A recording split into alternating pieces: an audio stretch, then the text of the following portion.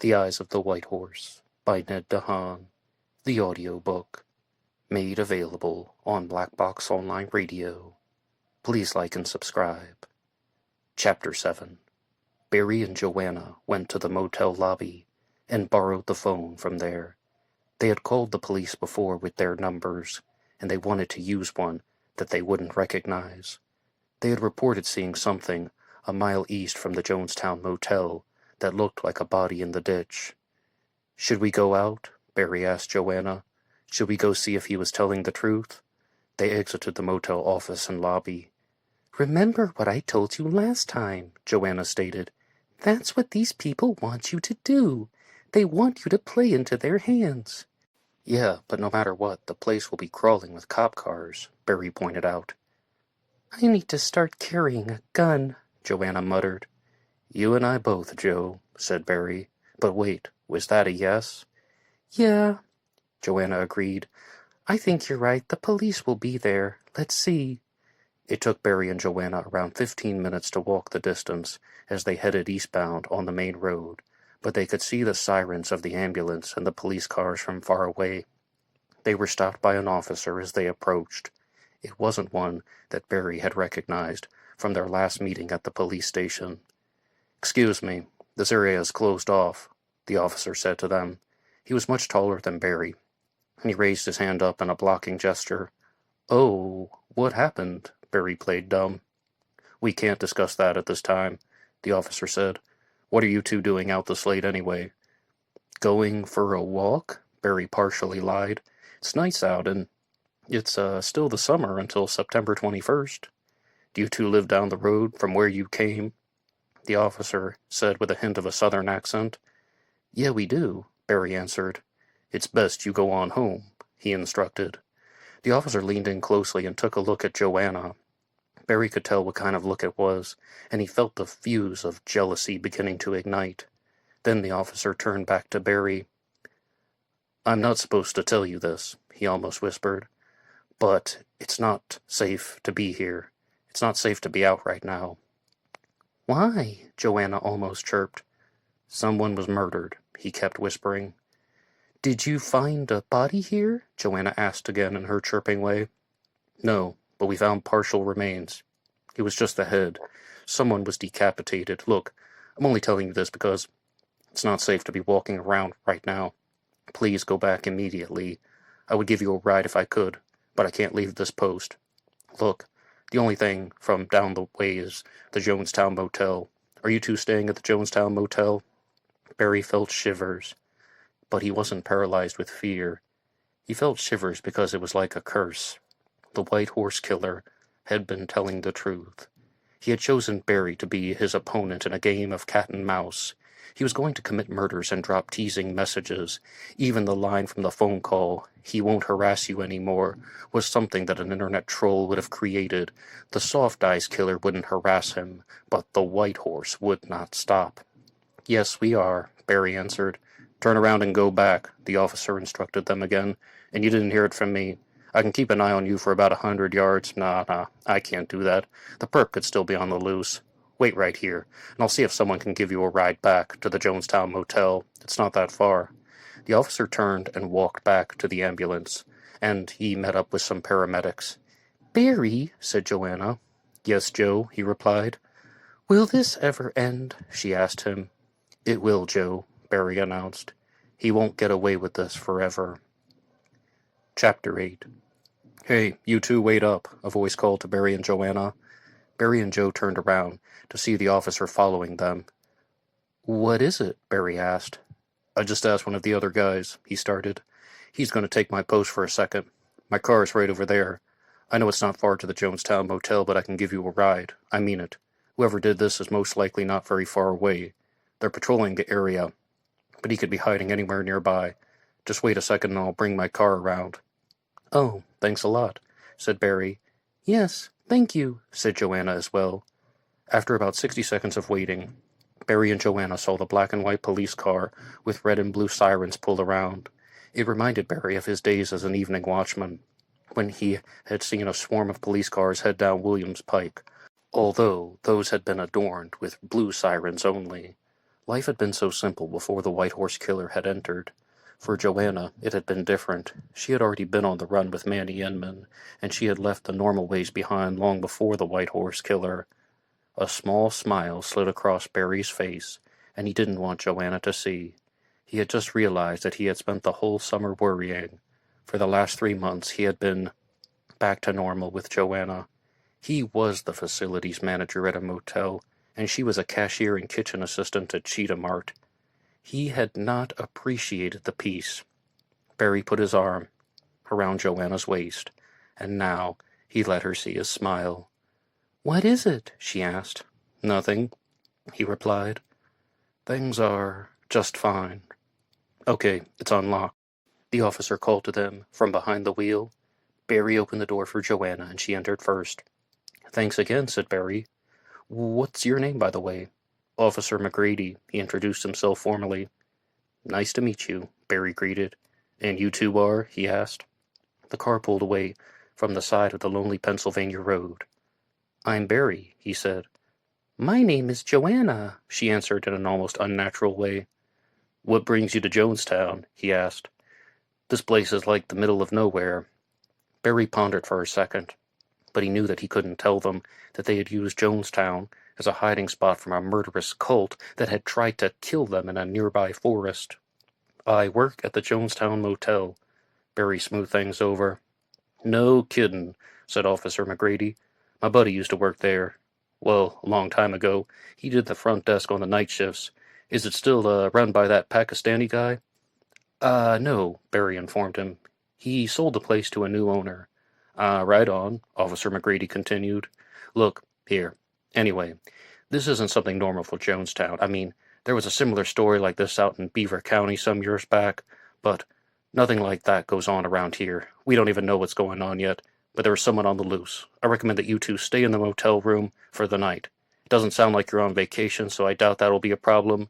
Maybe watch some of those free motel channels, or whatever it is you two like to do." The police car pulled into the parking lot of the Jonestown Motel, and Barry was always amazed at how long it would take to walk a distance that a car could cover in 2 minutes. "Which room is yours?" "The very last one," Barry answered. "The one all the way in the back." "Nice," said Officer McGrady. "Privacy, right?" The black and white car pulled into a space, and Officer McGrady put the vehicle in park. "Right. Now you two—" Those were the last words spoken by Officer McGrady. Joanna screamed and Barry grabbed her. The man in the dark-rimmed glasses approached the vehicle and shot Officer McGrady in the head and chest more times, unloading his firearm with a silencer. "Stop screaming," he ordered. "Shut the bitch up." Barry grabbed Joanna tightly. The White Horse Killer was right in front of them, and looking down on them with a faint smile. "Get out of the car, Barry," he ordered. Chapter 9. It had been months since Barry had been face to face with the White Horse Killer, but he looked the same, almost like a Xerox copy. He had the same short crew cut, the same dark glasses, and the same black clothing. "I said get out of the car, Barry," he ordered again. "If you try to run, or do anything funny, I'll kill you both. I swear to piss." Joanna was muffling her shrieks. Okay, said Barry gently. "Put your hands where I can see them at all times," the White Horse Killer commanded. He took a step back and kept the gun barrel focused on Barry. As soon as Barry stood upright from the car, the White Horse Killer pushed him forward and beat him with the side of the gun. He fell forward. Barry couldn't see what was happening, but he felt the cold steel on his wrists. The White Horse Killer had applied a pair of handcuffs. Barry knew that he had not seen the last of the White Horse Killer, but he had not expected that he would shoot a police officer sitting in a parked car. This was a different kind of crime. "If you move, Joanna," the White Horse Killer began, "he dies." 2 parking spaces over was a dark-colored vehicle. Barry glanced down, and he couldn't tell the make and model. His vision was blurry from all the stress and the surprise. He forced Barry into the car, then he turned and went back to the police car. "Now you, Joanna," he stated. Joanna exited the vehicle without hesitation. She was not trying to scream. Barry could see it clearly in her face. She looked over at him, and Barry knew exactly what she was thinking. Joanna had been abducted by the Red Horse Killer. She had been tied up and held captive for 3 days at the inn in Frederick, Maryland. This was all happening again for her. Barry had to do something. He had told Joanna that he wouldn't let it happen again, but now he had to act on that. The White Horse Killer forced Joanna into the car with Barry in the back seat. Next he walked around to the front seat and started his car. "Let's go for a drive," he answered in an almost lifeless monotone voice. He almost smiled, but he didn't. Barry bit his lower lip. "For what it's worth," Barry began, "who was the Soft Eyes Killer?" Joanna turned to Barry and looked at him with a state of disbelief. Barry could almost read her mind, and her facial expression said it all. She was thinking, "How could you ask that right now?" "Soft Eyes Killer," the White Horse scoffed. "These people make up the dumbest nicknames. It's so stupid." "The White Horse isn't too brilliant either," Barry taunted him. Joanna looked like she was about to explode. The car slammed on the brakes. "I have the gun," he barked with a raised voice. "You are handcuffed in the back of my car. I can kill you any time I want. I just decapitated a weak man, and I just killed a cop. You really want to test me, Barry Albert?" "Yeah," Barry kept taunting. "Barry, shut up!" Joanna instructed him. "Listen to the bitch," the White Horse barked again. Then he started up the car and kept driving. Barry wasn't taunting the White Horse Killer for pointless reasons.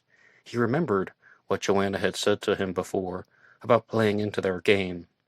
The killers were always one step ahead of him. Barry had been tied up in the back of a van with the Satanic Network, and he had been sent on a wild goose chase by the Red Horse Killer. The only way they had survived was by learning the rules of the game. Joanna had been right. These people were trying to play games of mental chess, but Barry knew something that the White Horse Killer did not. This was not a game of mental chess, for a game of chess had rules, and Barry didn't have to play by the killer's rules. "Where are we going?" Barry asked. "Do I seem like a person who would answer that?" he asked. "Yeah, you do," Barry answered. "The Soft Eyes wouldn't, but you would." "Well, he's dead," the White Horse answered. "I killed him myself. It takes an enormous amount of energy to decapitate a person, but I doubt I'll ever do it again." "He knew things about you," said Barry. "You two must have known each other personally." The White Horse Killer took a deep breath. "Let's just say, never tell anyone your secrets," he almost spat. "Was he your best friend?" Barry asked. "Do I seem like the person who would have a best friend?" the White Horse Killer asked back. "That's what you said the first time," Barry pointed out. Do I seem like? Are you going to say that for everything?" "You shut your damn mouth, Barry Albert," he raised his voice again. "Why?" Barry asked. "You're going to kill us both. This time it's real." "Because it doesn't have to end with you," the White Horse almost snickered. "Do you recognize these names? Martin Gill, Warren Jones, Joanna's parents in Philadelphia?" Barry felt a small amount of fire run through his veins, but he couldn't let the White Horse Killer get the upper hand. "Okay, you win," said Barry. "Don't be sarcastic with me," he shouted. "Do you not remember that I spanked your ass and beat you like a little bitch in the parking lot of that motel? You can't even fight back." "Yeah, sorry," said Barry. In all seriousness, Barry wasn't sorry, but he was handcuffed in the back of the car, driven by a serial killer. He was indeed defenseless, even without the handcuffs on, and the White Horse Killer could easily overpower him. Barry kept silent, because this wasn't a game of mental chess. He didn't have to make a move with every turn. The way to win this chess match would be to set the board on fire and run away while his opponent burned. Joanna looked like she was in the depths of misery, but for once in their entire saga with the White Horse Killer, Barry felt that he was the one who was one move ahead. Chapter 10. The car kept moving down the road in the darkness. The landscape had changed multiple times. Sometimes there were wide open spaces, and other times Barry saw the forests where the Satanic Network found their final resting place. He couldn't believe it. Once again he was confined to a vehicle of a psycho in almost the same spot. However, he also felt that it was his fault for choosing to live so close to the forest where Trista Richards and her followers had killed themselves. "So what's the plan?" Barry asked the White Horse Killer. "Are you going to drive us out to the middle of nowhere and shoot us?" "Perhaps," the White Horse Killer said with ease. "That's not very original," Barry muttered. "Haven't you done that before? I mean, a man and a woman in the middle of nowhere?" "What's the matter?" the White Horse remarked. "You act like you don't even want to be murdered." "I don't," Barry admitted. "Stop!" Joanna whispered to Barry. "But before you do your thing, there's one thing I'd like to know," Barry started. "What is the meaning of the code?" "I'll never tell the secrets of my cipher codes," said the White Horse, "even if I'm going to kill you." No, Barry dismissed. "I had already forgotten about those. I mean, the code that the Soft Eyes created. What's the meaning of it? 7647308703. "That's not a code," the White Horse Killer announced. "That's a sequence of numbers. What do you care? In 2 hours you'll be dead." "I guess we must be going on a picnic first," Barry almost laughed. "You think this is funny?" the White Horse shouted. "I can kill you now if I want." "Before you do, what does the code mean?" Barry asked. "Or the sequence, or why did he say that?" "Stop it!" Joanna said in a louder voice. "Just a second, Joanna," Barry calmed her. "That's all I'm asking." "You're not in a position to ask for anything," the White Horse responded. "Okay," Barry conceded. "But then, there's another thing. Do you really think I can't fight back this time?" The White Horse Killer laughed. "What?" he shouted. "That's a joke. I could have beaten you to death in the parking lot months ago if I had wanted to." "Then why didn't you?" Barry asked. "I told you back then," the White Horse Killer answered. "I said, catch me if you can.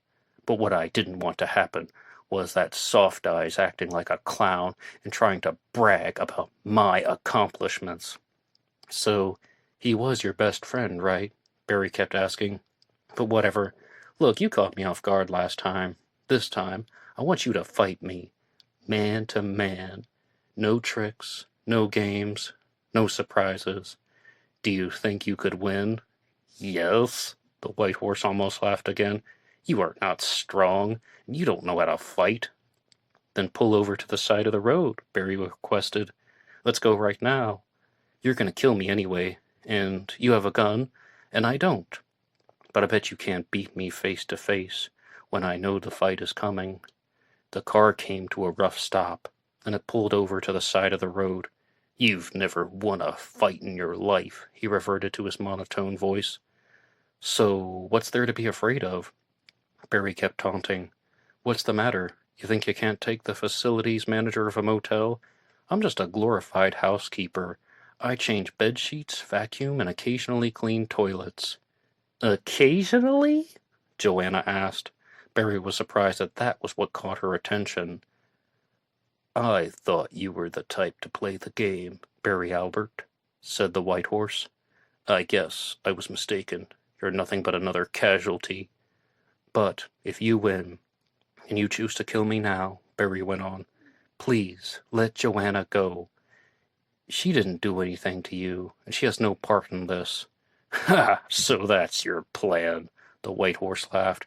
"You're trying to be the big bad boyfriend, the knight in shining armor, white knighting just to look good in front of your girlfriend before you die." "If I'm white knighting, and you're the White Horse, then I own your ass," Barry almost laughed. Internally he was laughing indeed. Barry was even impressed with himself for that one. "After everything, you will mean nothing." The White Horse laughed on his own. "All those years, you were the lost witness of my story. You played the game with the Red Horse.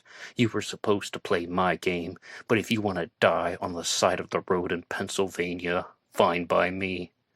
"I'm not really the lost witness," said Barry. "I only saw the death of Rick Carter. You didn't kill him. That wasn't you." "No, that wasn't me," he confirmed. "Of course not." Barry exhaled. That was the Satanic Network.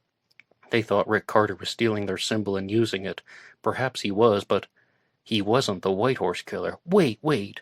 The symbol was carved into the back of one of the victims in Williamsport. That was you. You did that. Were you a member of the Satanic Network? No, said the White Horse. I am not. Never been. So you stole their symbol too, Barry kept going. Yeah, I did, the White Horse acknowledged. But only Rick Carter got killed for it, Barry asked. That's right, the White Horse laughed. What an idiot.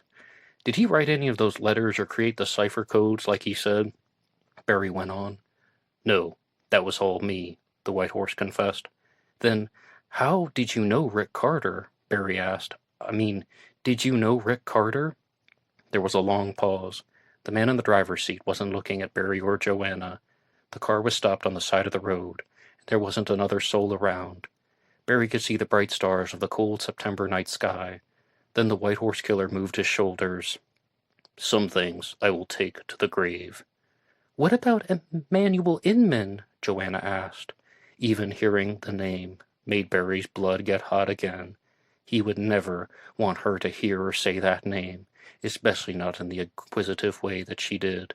However, even with his face turned toward the road, Joanna and Barry could see a smile forming across the White Horse Killer's face.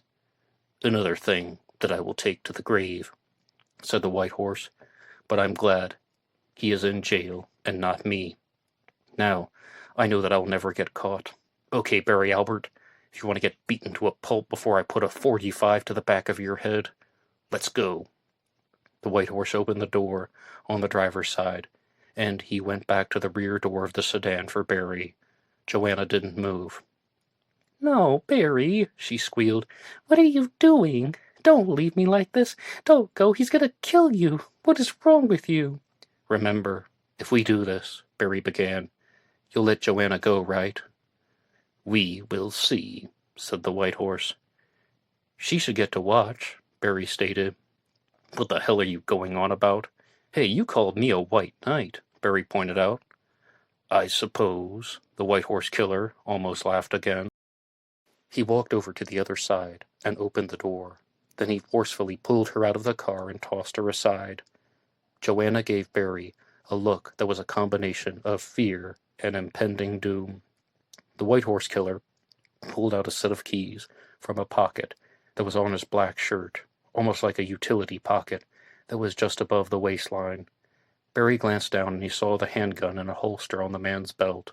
He pushed Barry against the side of the police car, and the key went into the hole of the handcuffs. Okay, I undo the cuffs. We fight. I beat the shit out of you, then I shoot you. Sound like fun? Barry didn't answer. By now, Barry's hands were almost numb. He couldn't feel the little finger on his right hand at all. The metal clicked, and one handcuff came off. Then the second. The White Horse Killer placed them gently on top of the car. You know, it was actually quite nice to have someone ask me questions about all of this. Someone who is as close to the truth as you. Okay, so here's how we... Barry didn't even look at the White Horse Killer. He reached into the front pocket of his pants with his left hand and pulled out a black folding knife. The blade clicked into place in a single motion. Then he plunged the knife into the midsection of the White Horse Killer. The whole act took less than a second. With his numb right hand, he wrapped it around the body of the killer and kept stabbing him with the small but swift blade. The White Horse let out a horrible scream, and Barry kept stabbing him over and over. He put all of his weight onto the White Horse Killer, and they fell to the ground. Finally, the White Horse had regained composure enough to strike back. He began punching Barry in the arm, and the knife fell from Barry's hand. He made a motion for his gun in the side holster, but Barry grabbed his arm, and they wrestled for the firearm. Barry immediately thought if the White Horse Killer had not been injured, he would have easily been able to draw the pistol and fire.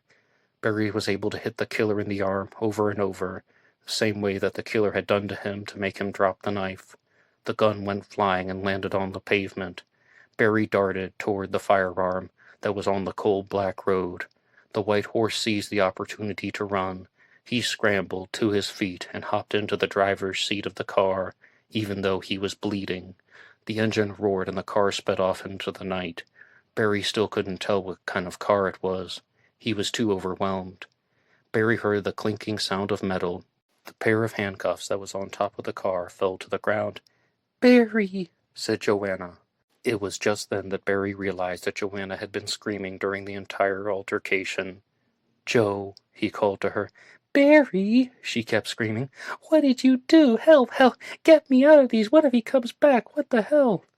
Barry wanted to hug Joanna, but he looked down, and his hands were covered in blood. He was holding the black handgun, which he expected to be a .45 based on the comments from the White Horse Killer. The stock of the gun was now lined with blood as well. Barry was breathing faster than he had in a long time. "What were you thinking?" Joanna shouted. She was seated on the grass. Barry didn't have the keys to the handcuffs, so he couldn't release Joanna. He sat down in front of her and looked her in the eye. "Joe," said Barry in a weakened voice, "I'm going to get you out of these. He's gone." "What were you thinking?" she shouted again. "I finished work at 5 p.m., he explained. "What? What are you talking about?" she kept shouting. "I finish work at 5 p.m., he said. "You don't come home until 10 or sometimes 11, since you started the job at Cheetah Mart. I have been practicing with the knife. I bought the knife from the Army surplus store in Jonestown. I have another one. It's in my right pocket. I mean, my right hand is still numb from the handcuffs, so I had to use my left. I played out that scenario so many times, practicing with the knife, drawing him out of my pocket, clicking it into place, and doing the stabbing motion." "You are crazy," she wailed. "No, not this time, Joanna," he insisted. "I thought if I ever saw him again I would be ready. I knew he couldn't resist looking tough. He's all about thinking that he's better than other people. I practiced pulling the knives out of my pocket with both hands over and over. I expected that if I threw myself on him, he wouldn't be able to block the knife. He never saw it coming. Oh my God, Joe. It was like a watermelon. It was like cutting into a really rotten watermelon. I did not expect that." "Barry," Joanna whimpered. "It's over, Joanna," he reassured her. "What if he comes back?" she cried. "I've got the gun," Barry explained. How many times did you stab him?" she asked. "I don't know," said Barry. "Maybe 6 or 7. I don't know. My hand is on fire. One hand is numb, the other hand is burning. Wow." "You are crazy," she cried harder. "This is all crazy. I want this to stop. I want all of this to stop right now." "Well, some of it did," Barry went on. "I told you that I wouldn't let anyone take you again. You told me not to let that happen, not like the Red Horse Killer. I couldn't let that happen and let someone get away with it, Joe." "You're crazy, but I love you," she said.